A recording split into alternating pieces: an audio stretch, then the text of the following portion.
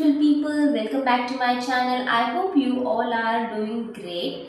So आज मी मूग डाळीची भजी बनवणार आहे. सो लेट्स गेट आणि आय होप तुम्हाला आवडत असतील मी बनवलेल्या रेसिपीज.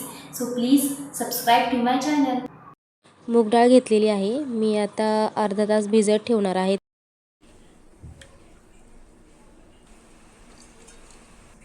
लसूण टाकायचं, मिरची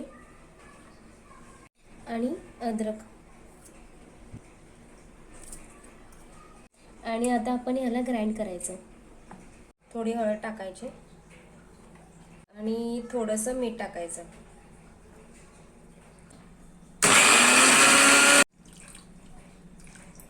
आता हे रेडी झालेलं आहे. आता आपण फ्राय करूया याला.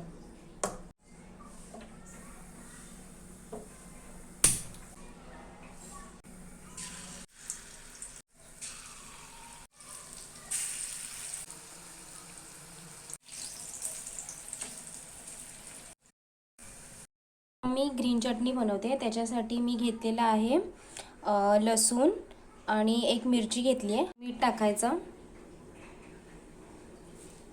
आणि हाफ लिंबू टाकायचा